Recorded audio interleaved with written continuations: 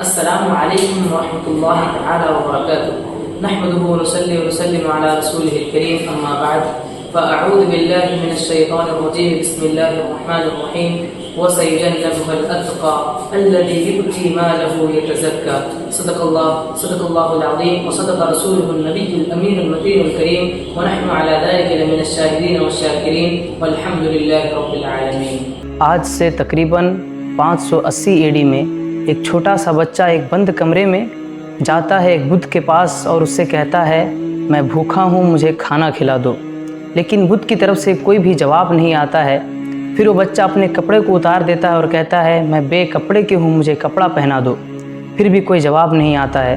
بدھ کی طرف سے کچھ بھی جواب نہ ملنے پر بچے کو غصہ آتا ہے اور وہ بچہ اس بدھ کو دے مارتا ہے، جس سے بدھ نیچے گر جاتا ہے۔ پھر وہ بچہ بدھ سے کہتا ہے اب تو تم کھڑے ہو جاؤ، اب تو تم دوبارہ جس طرح بیٹھے تھے اسی طرح بیٹھ جاؤ، پھر بھی اب بدھ ہے تو حرکت کہاں کرے گا۔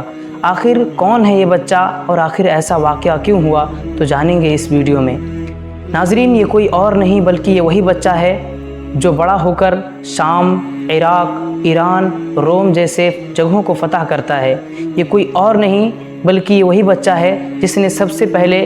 پروفٹ محمد مصطفیٰ صلی اللہ علیہ وسلم سے اسلام قبول کیا۔ یہ کوئی اور نہیں بلکہ یہ وہی بچہ ہے جس نے سب سے پہلے پروفٹ محمد مصطفیٰ صلی اللہ علیہ وسلم کے ساتھ نماز پڑھی۔ یہ کوئی اور نہیں بلکہ یہ وہی بچہ ہے جس نے زمانے جاہلیت میں اپنے اوپر شراب کو حرام کر لیا۔ یہ کوئی اور نہیں بلکہ یہ وہی بچہ ہے جس کی سخاوت کو بیان کرنے کے لیے قرآن جیسے ہولی کتاب میں بھی اس ایک آیت کریمہ کو نازل کر دیا گیا ہے۔ تو بلا تاخیر میں اس شخصیت کا نام لینا چاہوں گا، وہ کوئی اور نہیں بلکہ ہمارے سیدنا ابو بکر صدیق رضی اللہ عنہ ہیں۔ ناظرین، آئیے میں آپ کو مکمل طور پر ابو بکر صدیق رضی اللہ عنہ کے بارے میں بتاؤں گا۔ سب سے پہلے حضرت ابو بکر صدیق رضی اللہ عنہ کا نسب مرہ بن کعب پر جا کر ملتا ہے، جہاں پر رسول اللہ صلی اللہ علیہ وسلم کے نسب کے ساتھ ہو جاتے ہیں۔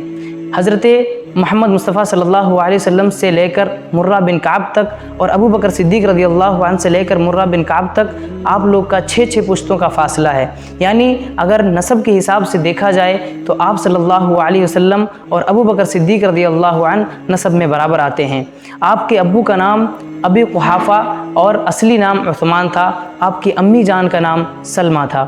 پیارے دوستوں، اب آئیے دیکھتے ہیں کہ حضرت ابو بکر صدیق رضی اللہ عنہ نے زمانے جاہلیت میں اپنی زندگی کس طرح گزاری۔ جس طرح کہ میں نے آپ کو پہلے ہی بتایا ہے کہ حضرت ابو بکر صدیق رضی اللہ عنہ نے زمانے جاہلیت ہی میں شراب کو اپنے اوپر حرام کر دیا تھا، یعنی شراب کو خود سے روک رکھا تھا۔ کسی شخص نے آپ سے پوچھا کہ آپ نے شراب کبھی زندگی میں پی ہے یا نہیں پی ہے، تو جواب میں ابو بکر صدیق رضی اللہ عنہ نے جواب دیا کہ نعوذ باللہ، میں نے اپنی زندگی میں کبھی بھی شراب نہیں پی ہے۔ اور پھر اس شخص نے پوچھا کہ آخر آپ نے کیوں شراب نہیں پی، تو حضرت ابو بکر صدیق رضی اللہ عنہ کا جو جواب تھا وہ جواب سن کر آپ بھی حیران ہو جائیں گے۔ حضرت ابو بکر صدیق رضی اللہ عنہ جواب دیتے ہیں کہ میں نہیں چاہتا کہ میرے بدن میں سے، میرے جسم میں سے بدبو آئے اور مروت زائل ہو جائے۔ پیارے دوستوں، اب آئیے دیکھتے ہیں، اب آئیے نظر ڈالتے ہیں کہ پیارے ابو بکر صدیق رضی اللہ عنہ کا عہد اسلام کس طرح گزرا۔ تو میں آپ کو بتانا چاہتا ہوں کہ حضرت ابو بکر صدیق رضی اللہ عنہ وہ خوش نصیب انسان ہیں جنہوں نے اسلام میں سب سے پہلے اسلام قبول کیا ہمارے پیارے آقا صلی اللہ علیہ وسلم کے ہاتھوں سے، اور یہ وہی خوش نصیب انسان ہیں جنہوں نے سب سے پہلے اسلام میں حضور صلی اللہ علیہ وسلم کے ساتھ نماز پڑھی۔ میرے دوستوں، پیارے آقا صلی اللہ علیہ وسلم نے جنگ بدر کے میدان میں حضرت ابو بکر صدیق رضی اللہ عنہ سے اور حضرت علی رضی اللہ عنہ سے مخاطب ہو کر فرمایا کہ تم میں سے ایک کے ساتھ جبرائیل علیہ السلام اور دوسرے کے ساتھ حضرت میکائیل علیہ السلام ہیں۔ اسی طرح جنگ بدر کا ایک واقعہ ہے، حضرت عبد الرحمن بن ابی بکر صدیق رضی اللہ عنہ جو کہ مشرکین کی جانب سے تھے، جو کہ حضرت ابو بکر صدیق رضی اللہ عنہ کے صاحبزادے ہیں، ان کے جانشین ہیں، وہ مشرکین کی جانب سے رہتے ہیں، اور آپ حضرت ابی بکر صدیق رضی اللہ عنہ وہ مسلمانوں کی جانب سے رہتے ہیں۔ پھر اس کے بعد میں جب حضرت عبدالرحمن بن ابی بکر صدیق رضی اللہ عنہ جب مسلمان لے آتے ہیں تو اپنے ابا جان سے کہتے ہیں ابا جان جب آپ جنگ بدر کے میدان میں تھے تو آپ کئی بار میرے نشانے پر تھے، میرے تیر کے نشانے پر تھے، لیکن میں نے اپنا ہاتھ پھیر لیا۔ لیکن یہ کوئی حیرانی کی بات نہیں ہے، آگے جب آپ حضرت ابو بکر صدیق رضی اللہ عنہ کا جواب سنیں گے تو آپ خود حیران ہو جائیں گے، کیونکہ حضرت ابو بکر صدیق رضی اللہ عنہ نے جواب دیا کہ میں اس دن تجھے اپنا بیٹا نہ سمجھتا بلکہ میں تجھے اپنا دشمن رسول سمجھ کر تیری گردن میں اڑا دیتا۔ پیارے دوستوں، اب اگر بات کریں حضرت ابو بکر صدیق رضی اللہ عنہ کے شجاعت کے بارے میں تو پیارے علی رضی اللہ عنہ ارشاد فرماتے ہیں، اپنے صحابہ کرام سے پوچھتے ہیں کہ بتاؤ تم میں سے سب سے زیادہ شجاع ترین شخص کون ہے؟ تو ان کے صحابہ فرماتے ہیں کہ آپ ہیں، جواب یہی آتا ہے آپ ہیں۔ لیکن حضرت علی رضی اللہ عنہ منع کر دیتے ہیں، کہتے ہیں بھلا یہ بھی کوئی شجاعت ہے کہ اپنے برابر کے لوگوں سے لڑنا یہ کوئی شجاعت نہیں ہے، بلکہ میں تو کہتا ہوں تم میں سے سب سے زیادہ شجاع ترین شخص حضرت ابو بکر صدیق رضی اللہ عنہ ہے۔ اس کی وجہ وہ یہ بتاتے ہیں کہ جب جنگ بدر کے میدان میں پیارے آقا صلی اللہ علیہ وسلم کا خیمہ لگایا گیا تو ان کو پروٹیکشن دینے کے لیے، ان کو دفاع دینے کے لیے ایک آدمی کی ضرورت تھی۔ ابو بکر صدیق رضی اللہ عنہ اپنی ننگی تلوار لے کر میدان میں کھڑے ہو جاتے ہیں اور حضور صلی اللہ علیہ وسلم کو پروٹیکشن دیتے ہیں۔ پیارے دوستوں، اسی طرح حضرت ابو بکر صدیق رضی اللہ عنہ نے اپنی بہادری کو دکھایا۔ اب اگر بات کریں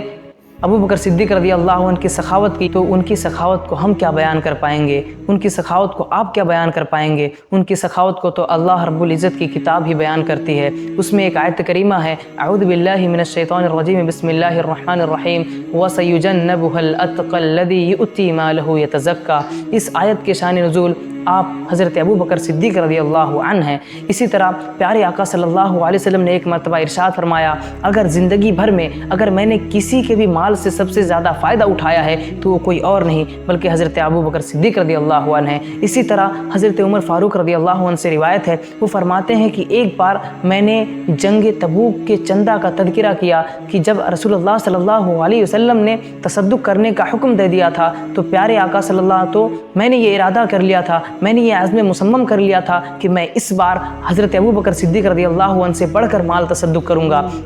تو میں نے اسی عزم مصمم میں، اسی ارادے میں میں نے اپنا نصف مال اللہ اور اس کے رسول کے راہ میں نے اپنا نصف مال تصدق کر دیا۔ لیکن پھر اس کے بعد میں پیارے آقا صلی اللہ علیہ وسلم نے مجھ سے سوال کیا، اے عمر تم نے اپنے خاندان کے لیے، اپنے اہل و عیال کے لیے تم نے کیا چھوڑا؟ تو میں نے جواب دیا، یا رسول اللہ میں نے اپنا نصف مال اپنے اہل و عیال کے لیے چھوڑ دیا ہے۔ اتنا چلتا ہی تھا کہ حضرت ابو بکر صدیق رضی اللہ عنہ اپنے گھر کا سارا مال لا کر پیارے آقا صلی اللہ علیہ وسلم کی بارگاہ میں عرض کر دیتے ہیں۔ پھر رسول اللہ صلی اللہ علیہ وسلم ان سے بھی یہی سوال کرتے ہیں، اے ابو بکر کہ تو نے اپنے اہل و عیال کے لیے کیا چھوڑا؟ تو ابو بکر صدیق رضی اللہ عنہ فرماتے ہیں، یا رسول اللہ فدا کا امی و ابی، یا رسول اللہ میں نے اپنے گھر میں اپنے اہل و عیال کے لیے اللہ اور اس کے رسول کے علاوہ کچھ بھی نہ چھوڑا ہے۔ اللہ اللہ، قربان جائیے حضرت ابو بکر صدیق رضی اللہ عنہ کی اس سخاوت پر۔ اب اگر بات کریں دوستو حضرت ابو بکر صدیق رضی اللہ عنہ کے علم و فضل کی تو کہا جاتا ہے کہ حضرت ابو بکر صدیق رضی اللہ عنہ تمام صحابیوں میں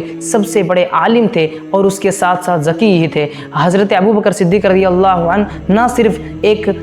قرآن میں زیادہ علم رکھنے والے بلکہ ان کو سنت کا بھی مکمل طور پر علم تھا۔ حضرت ابو بکر صدیق رضی اللہ عنہ ایک نصاب بھی تھے اور حضرت ابو بکر صدیق رضی اللہ عنہ ایک معبر بھی تھے۔ دوستوں اب اگر بات کریں حضرت ابو بکر صدیق رضی اللہ عنہ کے حسن معاشرت کے بارے میں تو جس طرح کی کہا جاتا ہے کہ حضرت ابو بکر صدیق رضی اللہ عنہ روم اور ایران، عراق جیسے دیشوں کے ایک فاتح تھے۔ وہ ایسے خلیفہ لوگوں کے بیچ میں اس طرح بیٹھتے ہیں، اس طرح رہتے ہیں کہ پتہ ہی نہیں چلتا ہے، فرق ہی نہیں کیا جا سکتا کہ اس سے آخر ان میں سے خلیفہ کون ہے، آخر ان میں سے ان کے خلیفہ کے مقتدین کون ہے، پتہ ہی نہیں چلتا ہے۔ اسی طرح حضرت حسن بن علی رضی اللہ عنہ ارشاد فرماتے ہیں کہ جب حضرت ابو بکر صدیق رضی اللہ عنہ کی موت سے قبل وہ حضرت عائشہ رضی اللہ عنہ سے فرماتے ہیں، وہ بیٹی جو میرے پاس جو اونٹنی ہے جس کا ہم دودھ پیا کرتے تھے، جو میرے پاس جو یہ بڑا سا پیالہ ہے جس میں ہم کھانا کھایا کرتے تھے، جو میرے پاس جو چادریں ہیں جن کو ہم استعمال کیا کرتے تھے، یہ ساری چیزیں مجھے یہ سب کیا کرنا حضرت عمر رضی اللہ عنہ کے پاس پہنچا دینا، کیونکہ باحثیت خلیفہ ہونے کے ناطے میں نے یہ سب چیزیں بیت المال سے حاصل کی تھی اور اب وہیں پر پہنچانا چاہتا ہوں۔ پیارے میرے دوستوں، اسی لیے تو کسی شاعر نے کیا ہی خوب کہا ہے، بیاں ہو کس زباں سے مرتبہ صدیق اکبر کا، او دیکھ محبوب خدا محبوب ہے صدیق اکبر کا۔ آخر میں اتنا ہی خوش نصیب انسان کون ہوگا جس کو حضور صلی اللہ علیہ وسلم کے بغل میں ان کو دفن کیا جائے، لیکن اس کی خوش نصیبی کا فائدہ حضرت ابوبکر صدیق رضی اللہ عنہ کو ہوا، کیونکہ ان کو حضرت حضور صلی اللہ علیہ وسلم کے بغل میں ہی، ان کے ہی بازو میں ان کو دفن کیا گیا۔ فقط السلام علیکم وآخر دعوانا ان الحمد للہ رب العالمین۔